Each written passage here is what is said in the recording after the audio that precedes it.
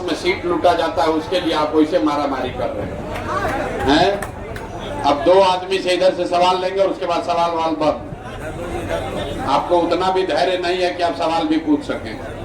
बिहार सुधारने की इच्छा रखते आए हैं यहाँ पर, और जैसे प्लेटफॉर्म पर सीट के लिए मारामारी होता है, वो आपका दुर्दशा है। पूछो भाई, इनको माइक दे दीजिए। वहां पर सज्जन खड़े हैं बहुत देर से।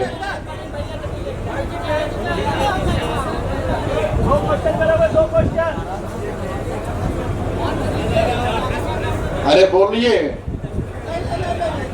ऑन था, उसको आपने ऑफ कर दिया। सर, इंश्योरेंस पेनिट्रेशन को लेके क्वेश्चन था। है इंश्योरेंस पेनिट्रेशन, स्पेशली बिहार में इंश्योरेंस पेनिट्रेशन बहुत कम है, और एग्रीकल्चर के क्षेत्र में इंश्योरेंस पेनिट्रेशन चाहिए। ऐप प्रधानमंत्री फसल बीमा योजना, बट उसका लिमिटेशंस बहुत है।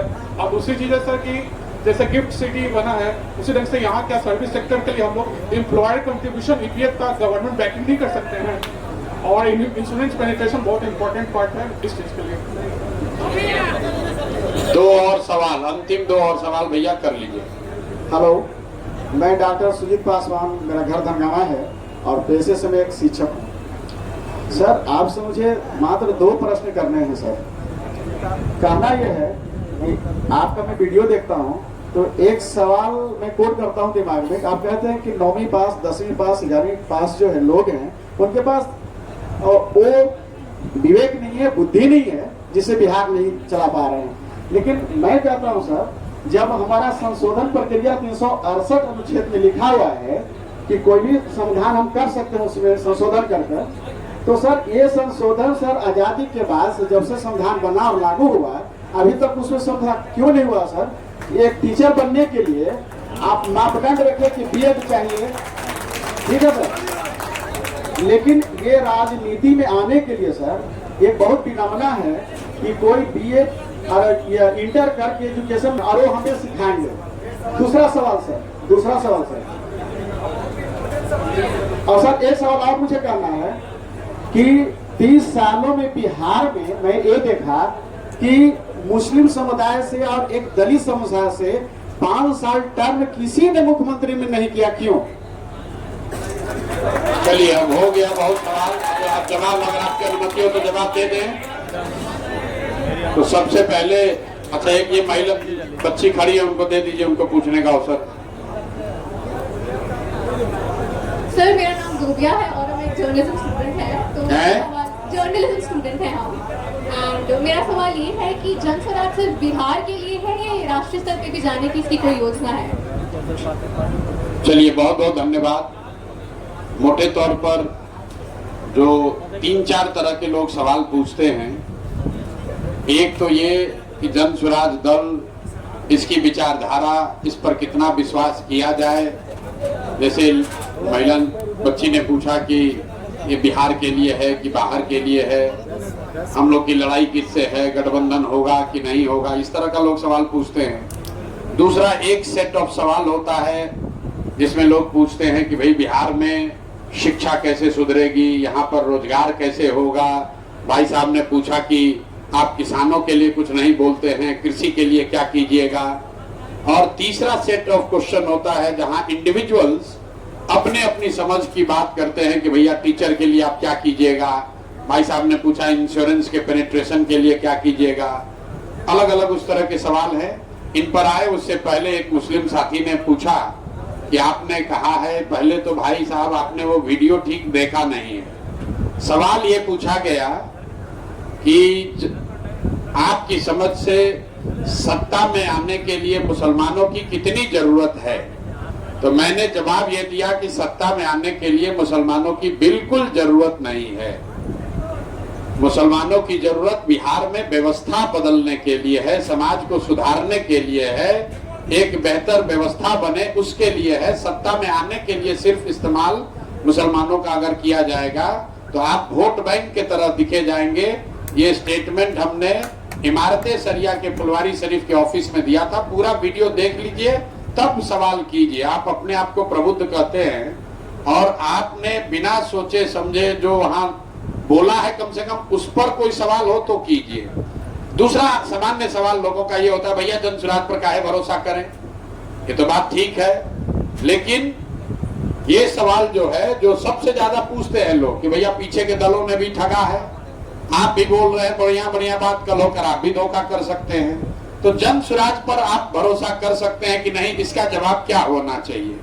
तो मेरी समझ ये है कि आपको जन स्वराज पर बिल्कुल भरोसा नहीं करना चाहिए। बिल्कुल जन स्वराज पर भैया भरोसा मत करो। फिर उपाय क्या है?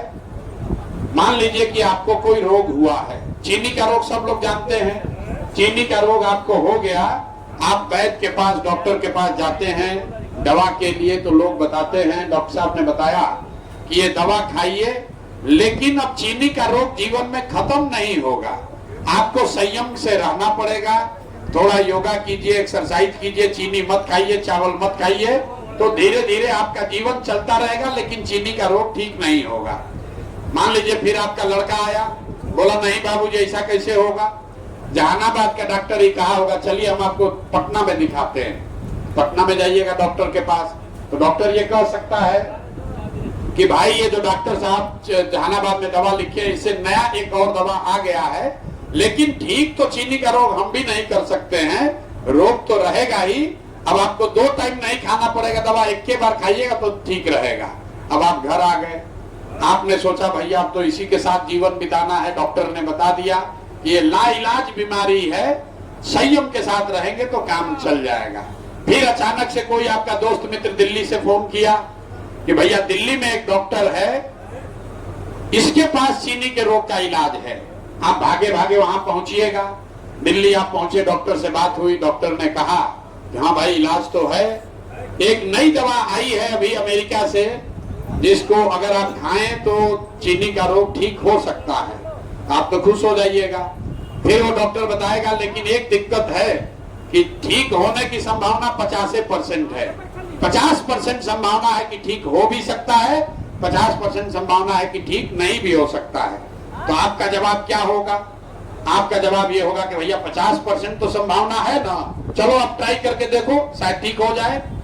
तो मैं ये उदाहरण इसलिए दे रहा हूं कि बिहार में जितने दल हैं वो पहले से, जो यहाँ राजद है, जदयू है, भाजपा है, वो वही पुरानी दवा है जिसको खा खा के आप देख के सब परख के देख लिए, अब उसमें सुधार नहीं हो रहा है। और जन स्वराज एक नई दवा आई है जो काम कर भी सकती है, काम नहीं भी कर सकती है। तो आप लोग तय कर लीजिए कि नया दवा ट्राई करना चाहते हैं कि पुराना एक्सपायर दवा ही खाकर जीना चाहते हैं। आप तय कर लो भाई, नया दवा खाना है ना, तो नया दवा में कोई गारंटी नहीं है कि ठीक होगा, 50% चांस है। तो जहानाबाद का आदमी क्या कहेगा, अरे भाई 30 बरिस से लालू नीतीश भाजपा कांग्रेस को देख के थक गए, चलो एक बार नए ट्राई करके देख लेते हैं, शायद कुछ ठीक हो जाए। और अगर नहीं ठीक होगा तो 5 बरिस के बाद आपके पास फिर उपाय है, आप जैसे दूसरे दल को हटाते हैं वैसे जन स्वराज को भी मार के हटाइए। एक चीज अब आपको एक आंकड़ा देते, ताली मत बजाइए, समझ लीजिए, पूरे देश में 1/3 देश की जो अर्थव्यवस्था है वो सिर्फ 5 ही राज्यों में है। वो 5 राज्य कौन कौन से हैं?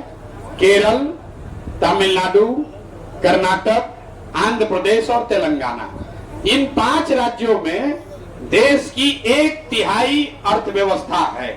इन 5 राज्यों में अलग अलग भाषा बोली जाती है, अलग अलग दलों की सरकार है, अलग अलग विचारधारा के लोग हैं, इनकी आर्थिक सामाजिक परिस्थिति अलग अलग रही है। और सबसे महत्वपूर्ण, आजादी के समय ये 5 राज्य करीब करीब बिहार के बराबर के ही राज्य थे आर्थिक और विकास के नजरिए से।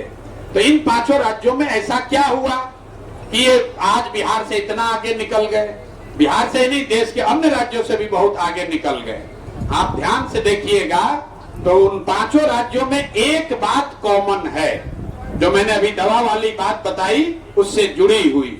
इन 5 राज्यों में आज तक आजादी के बाद 78 साल में इन 5 राज्यों में कोई भी दल, कोई भी नेता 10 बरस से ज्यादा समय तक वहां लगातार मुख्यमंत्री नहीं रहा है।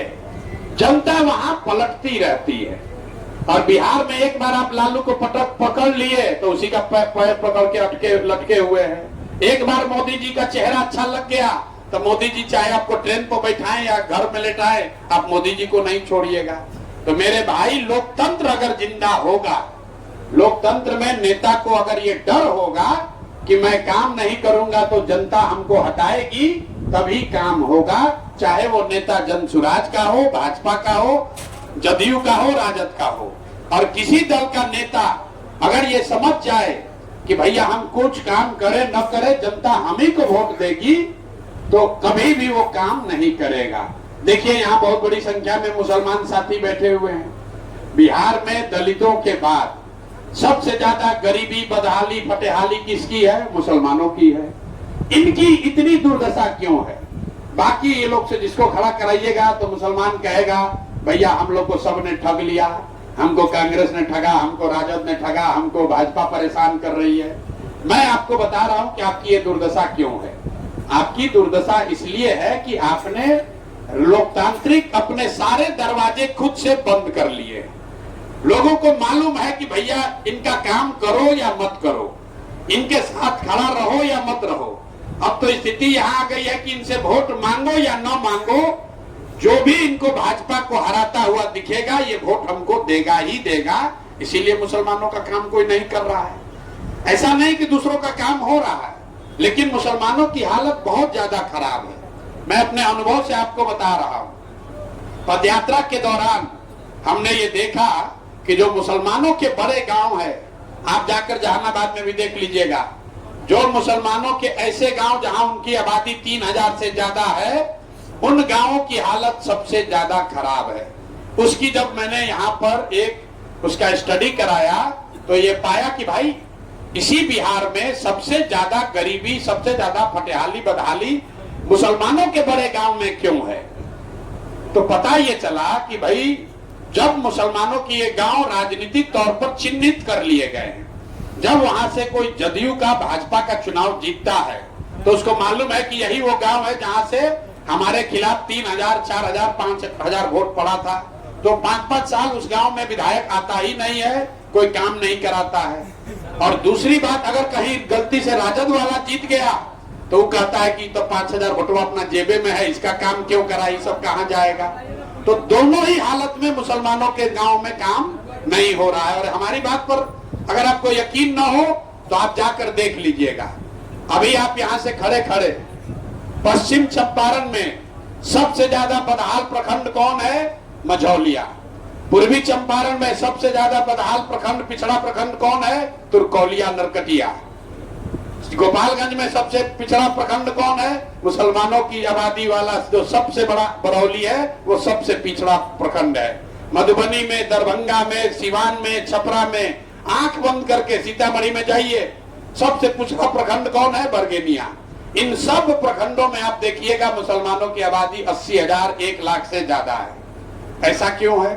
क्योंकि ये गांव, ये पूरे के पूरे प्रखंड मुसलमानों के लोगों ने राजनीतिक तौर पर चिन्हित कर लिए हैं। जिनका आप विरोध कर रहे हैं वो तो आपको परेशान कर ही रहा है, वो आपका काम नहीं करता है। लेकिन जिनको आप वोट देकर जिताने की कोशिश कर रहे हैं, वो भी जब जीत कर जाता है कहता है सब जाएगा कहां, हमको तो वोट देवे करेगा, इसलिए वो भी आपका काम नहीं करता है। तो मेरे भाई, कमोवेश यही स्थिति पूरे बिहार की है। लोगों को मालूम है कि 5 बरस लोग अपने विधायक को, सांसद को गाली देते हैं, उससे परेशान हैं, उसको सबक सिखाने की बात करते हैं। लेकिन जैसे ही चुनाव आएगा तो जैसे मुस्लिम साथी भाजपा के डर से वही लालटेन को वोट देते हैं, उसी तरह हिंदुओं का एक बड़ा वर्ग है जिसको लालू जी से डर लगता है, लालू के जंगल राज से डर लगता है। वो कहता है चलो कतनो खराब है, लालू से तो ठीक है भैया, चलो इसी को वोट दे देते हैं। ये बिहार की दुर्दशा का मुख्य कारण यही है कि लोग यहाँ सब कुछ जानने, समझने, भोगने के बाद लालू के डर से भाजपा, भाजपा के डर से लालू। तो जब तक ये स्थिति नहीं सुधरेगी तब तक 1 प्रशांत किशोर आए या 10 प्रशांत किशोर आए, ये सुधार नहीं हो सकता है। आप ये मत मानिए कि कोई जन सुराज में आया है, प्रशांत किशोर आए हैं, ये सुधार देंगे।